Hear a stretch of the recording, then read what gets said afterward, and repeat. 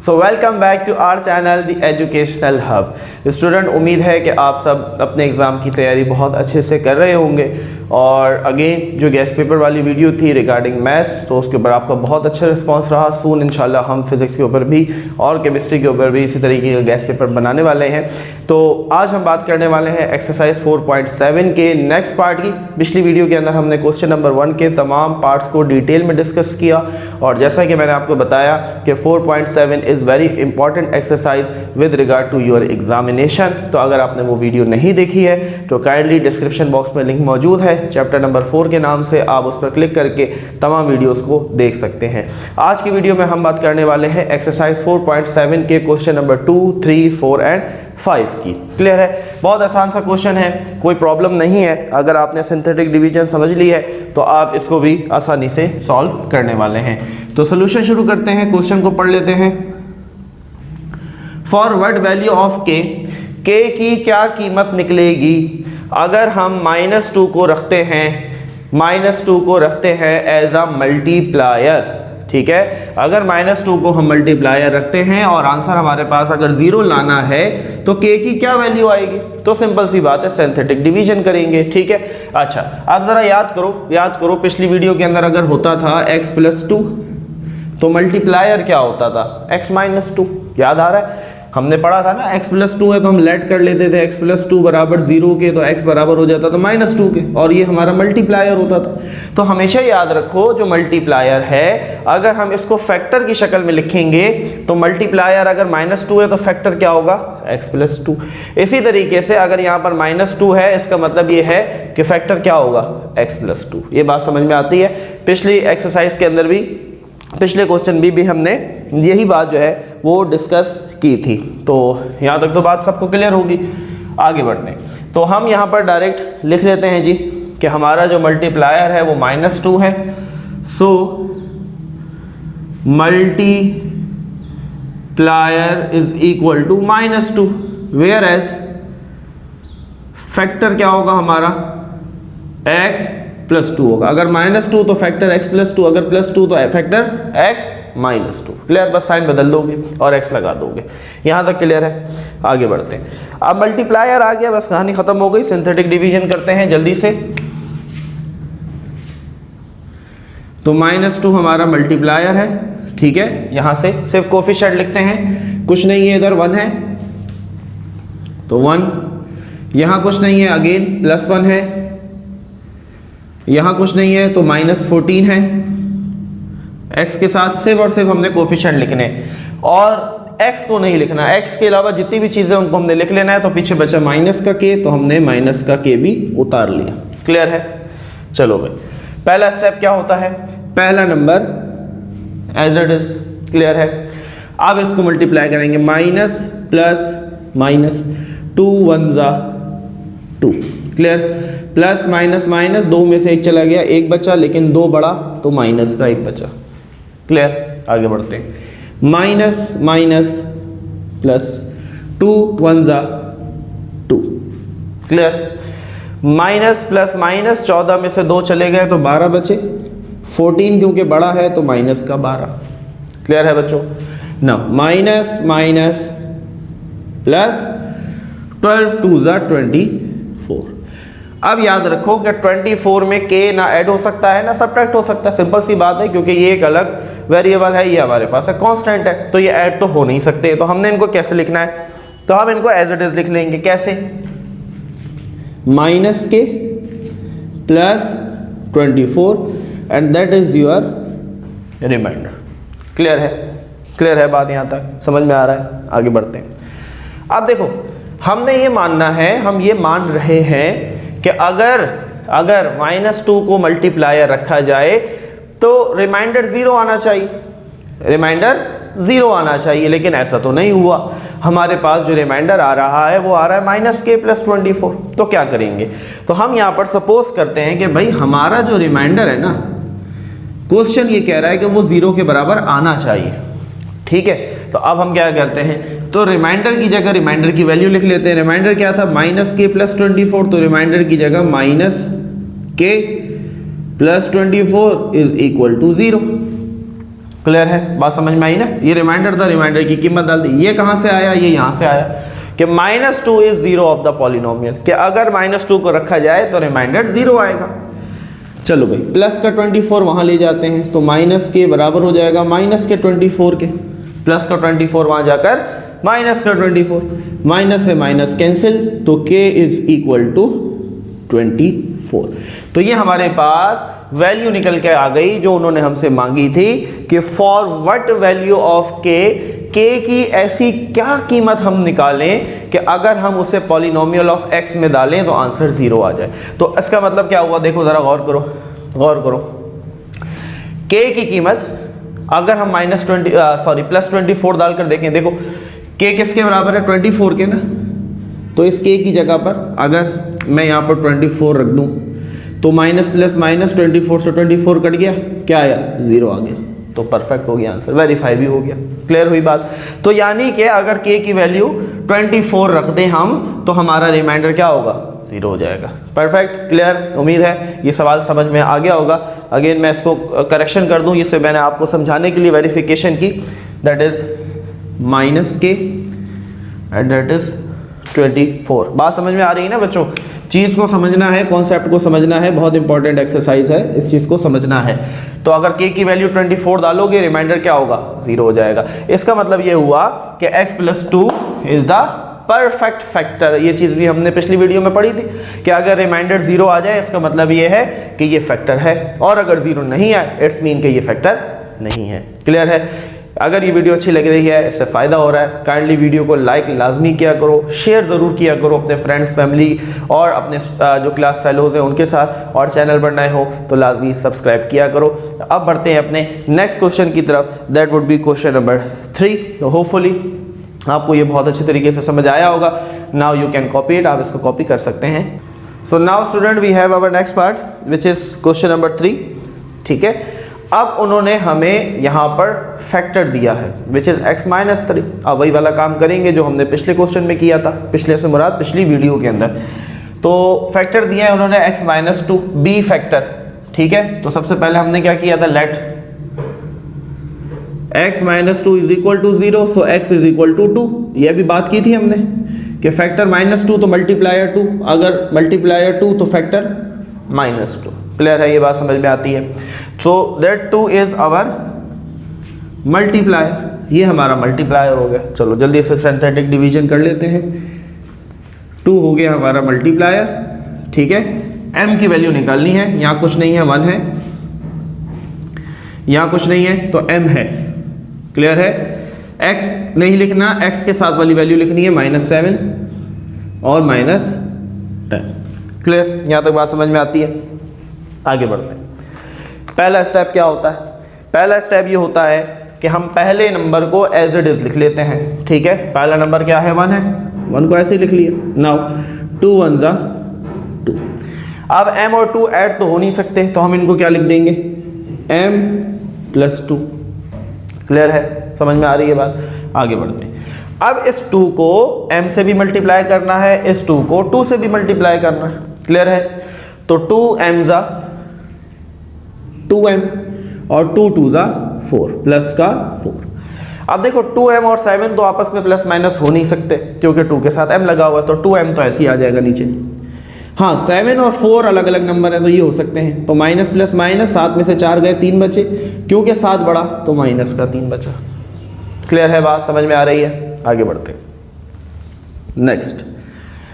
अब 2 2 = 4m plus minus -2 3 = 6। Clear है बच्चों बात। अगेन 4m तो आ नहीं सकता तो ऐसे ही आ गया, माइनस माइनस प्लस, लेकिन साइन माइनस, 10 और 6 16, दैट इज योर रिमाइंडर। वो क्या कह रहे हैं, वो ये कह रहे हैं कि रिमाइंडर क्या आना चाहिए, 0 आना चाहिए, क्योंकि उन्होंने तुम्हें ये बता दिया है कि x - 2 फैक्टर है, इसका मतलब ये है कि रिमाइंडर 0। ठीक है, तो अब हम यहां पर लिख लेते हैं कि let reminder is equal to 0। हमारा रिमाइंडर क्या है, 4m - 16 तो बराबर 0 के, माइनस का 16 वहां चला जाएगा तो प्लस का 16। क्लियर। हमें m चाहिए। सो m इज इक्वल टू 16, 4 यहाँ मल्टीप्लाई, वहाँ जाके डिवाइड, 4 1 ज़ा 4, 4 ज़ा 16। सो m की वैल्यू क्या आ गई, 4 आ गई। इसका मतलब क्या हुआ बच्चों कि जहाँ जहाँ m है अगर वहाँ पर 4 डाल दोगे तो आपकी जो पूरी एक्सप्रेशन है वो 0 हो जाएगी। चेक करें, वेरीफाई भी कर लेते हैं, क्लियर हो जाए। क्योंकि कुछ बच्चों को ये चीज़ अक्सर नहीं समझ में आ रही होती, क्योंकि फर्स्ट टाइम वो सिंथेटिक डिवीजन कर रहे हैं, देन थोड़ा सा ट्रिकी क्वेश्चन होता है तो वो कंफ्यूज होते हैं। देखो डायरेक्ट रिमाइंडर पे हमने तो रिमाइंडर को 0 करना है, ठीक है। फैक्टर तभी होता है जब रिमाइंडर 0 होता है, ज़रा गौर से समझना है। रिमाइंडर क्या है, 4m माइनस 16, देखो 4m माइनस 16 यही है ना, कह रहे हैं कि 0 आना चाहिए। m की वैल्यू क्या आई, 4 आई, इस m की जगह 4 डाल दूं, 4 4 ज़ा 16 minus 16 is equal to 0, 0 is equal to 0। आ गई बात समझ, वेरीफाई भी हो गया, क्लियर है। उम्मीद है बच्चों ये क्वेश्चन भी आपको बहुत अच्छे से समझ आया होगा। मैं पूरी कोशिश करता हूँ कि आपको मोस्ट ईजीएस्ट वे से ये क्वेश्चन जो है वो सॉल्व करवाऊँ, ताकि आपको किसी ट्यूटर की, किसी गाइड की नीड ना रहे, आप उसको खुद से सॉल्व करने के काबिल हो जाएं। नाउ मूव ऑन होते हैं अपने नेक्स्ट पार्ट की तरफ, which is part number 4। Now you can copy.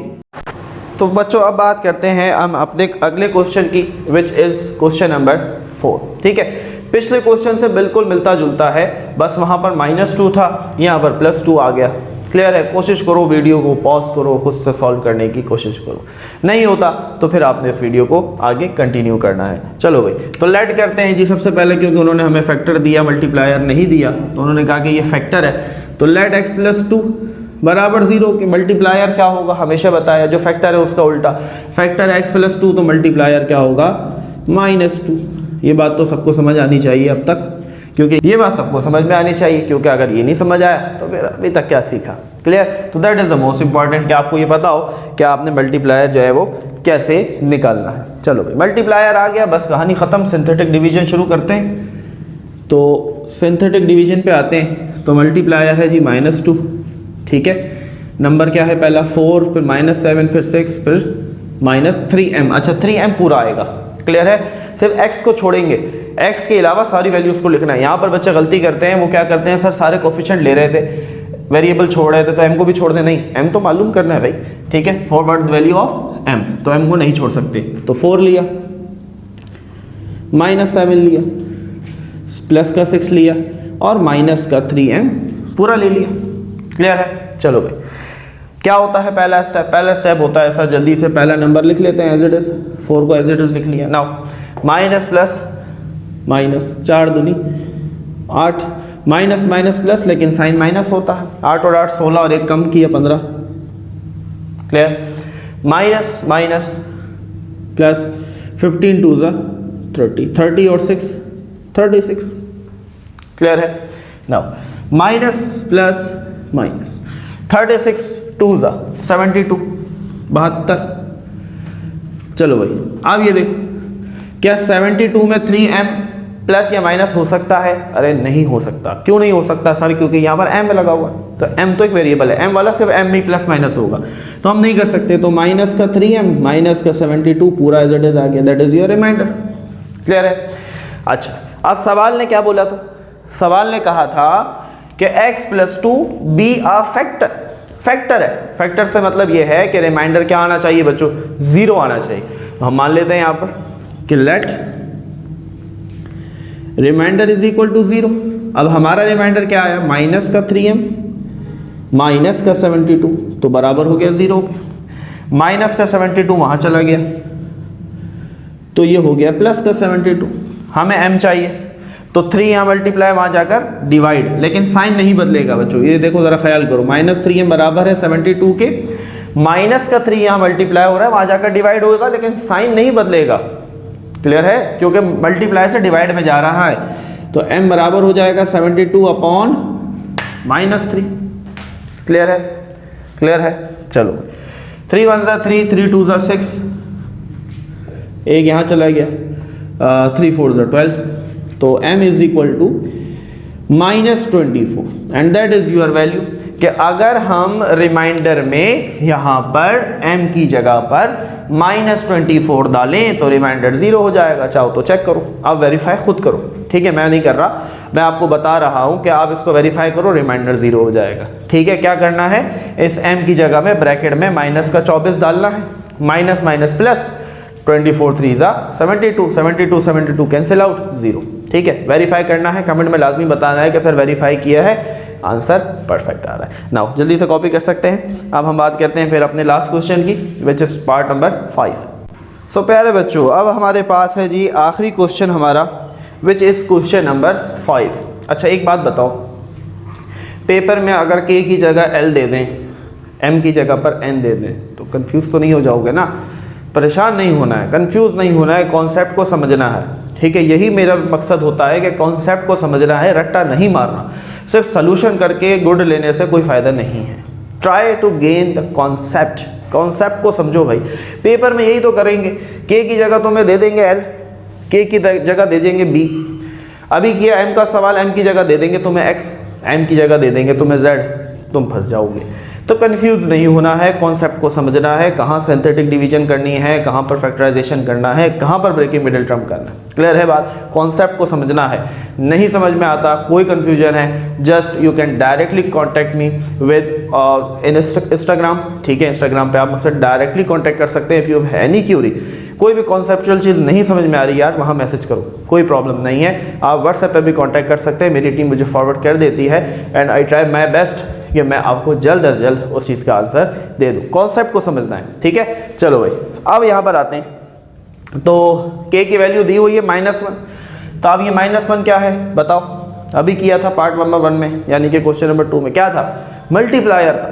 अब फैक्टर नहीं दिया, जब फैक्टर देंगे तो मल्टीप्लायर तुम खुद बनाओगे, जैसे पिछले 2 सवालों में फैक्टर दिया था ना, x + 2 x - 2 मल्टीप्लायर हमने खुद बनाया। यहाँ पर उन्होंने मल्टीप्लायर तुम्हें दिया हुआ है। अच्छा, अब -1 अगर मल्टीप्लायर है तो ज़रा ईमानदारी से कमेंट सेक्शन में मुझे बताना इसका फैक्टर क्या होगा। क्या फैक्टर x - 1 होगा या x + 1 होगा? x + 1 होगा। क्लियर है? जिस बच्चे ने ये सही गैस किया, इट्स मीन गुड कि आपको ये कॉन्सेप्ट समझ में आया। जिसने गैस सही नहीं किया, इट्स मीन कि आपको इस वीडियो को दोबारा देखने की ज़रूरत है, क्योंकि स्टार्ट में मैंने बताया कि अगर मल्टीप्लायर -1 है तो फैक्टर x + 1 होगा। क्लियर है? चलो, तो मल्टीप्लायर दिया हुआ है जी, तो हम यहाँ लिख लेते हैं -1 इज अ मल्टीप्लायर। ठीक है, where factor is equal to x + 1। अब x + 1 को हमने फैक्टर कह दिया तो रिमाइंडर तो 0 आना चाहिए। ठीक है, 0 आएगा नहीं, लेकिन हम लाएंगे, कैसे लाएंगे? अब जैसे पिछले क्वेश्चन में किया, तो फैक्टर है जी -1, यहाँ क्या है 2, फिर है -4, अच्छा 4 के साथ m भी है। ठीक है, तो -4m, फिर है x के साथ कुछ नहीं है 1 है, फिर -1। क्लियर है? ये बात तो समझ में आ गई। चलो भाई, पहला स्टेप 2 को एज इट इज नीचे लिख दिया, माइनस प्लस माइनस 2 1 ज़ा 2, 4m और 2 ऐड तो हो नहीं सकते, तो माइनस का 2 माइनस का 4m एज इट इज आ गया। अब ये -1 दोनों से मल्टीप्लाई होगा, माइनस माइनस प्लस 2 1 ज़ा 2, माइनस माइनस प्लस 4 1 ज़ा 4m। क्लियर है बात? चलो भाई, 1 और 2 तो एक जैसे हैं ना, एक ही नस्ल से हैं, जमा कर देते हैं, 2 और 1 3, पीछे क्या बचा 4m। क्लियर है? क्लियर है? बात समझ में आ रही है? अगला स्टेप क्या होगा? नाउ आखिरी को मल्टीप्लाई कर दो, माइनस प्लस माइनस 3 1 ज़ा 3 प्लस माइनस माइनस 4 1 ज़ा 4m। चलो भाई, तो माइनस माइनस प्लस, लेकिन साइन माइनस होता है, 4 और 1 3, माइनस का 4m, and that is your reminder. Clear है? अब हमने क्या कहा? हमने कहा कि x + 1 जो है ये फैक्टर है। जब x + 1 फैक्टर है, इट्स मीन कि let reminder b is equal to 0, तो रिमाइंडर तो 0 आना चाहिए। ठीक है, अब रिमाइंडर 0 कैसे आएगा? जैसे पिछले क्वेश्चन में किया, तो रिमाइंडर की जगह रिमाइंडर की वैल्यू लिख लेते हैं, -4 माइनस 4m बराबर 0 के, माइनस का 4 वहाँ चला जाएगा, तो वहाँ जाकर ये प्लस का 4, माइनस का 4 वहाँ गया, प्लस का 4, माइनस 4m यहाँ रह गया। मुझे m चाहिए, -4 यहाँ मल्टीप्लाई, वहाँ जाकर डिवाइड, लेकिन ये जहन में रहे साइन नहीं बदलेगा, साइन माइनस ही रहेगा। नाउ 4 1 ज़ा 4, 4 1 ज़ा 4, तो m की वैल्यू क्या आ गई? -1। वेरीफाई कर लोगे, करवाने की ज़रूरत तो नहीं है, वेरीफाई करो। m की रिमाइंडर में इस m की जगह पर -1 डाल के चेक करो 0 आ रहा है या नहीं। And again let me know in the comment section, मुझे कमेंट सेक्शन में लाजमी बताना है कि सर हमने पार्ट नंबर 4 की भी वेरिफिकेशन की एंड दैट इज परफेक्ट, हमारा रिमाइंडर 0 आ रहा है। नाउ यू कैन कॉपी, आप इसको कॉपी कर सकते हैं। और ये थी हमारे पास स्टूडेंट आज की वीडियो, जिसके अंदर हमने एक्सरसाइज 4.7 के रिमेनिंग क्वेश्चंस को सॉल्व कर लिया। उम्मीद है आज की इस वीडियो से आपकी बहुत हेल्प हुई होगी। So keep supporting us, like तक करें वीडियो को, शेयर करें, सब्सक्राइब करें। मिलते हैं आपसे नेक्स्ट वीडियो के अंदर, जिसके अंदर हम बात करेंगे एक्सरसाइज 4.8 की। जब तक के लिए अपना ख्याल रखें, मेहनत करते रहें, बेस्ट ऑफ लक।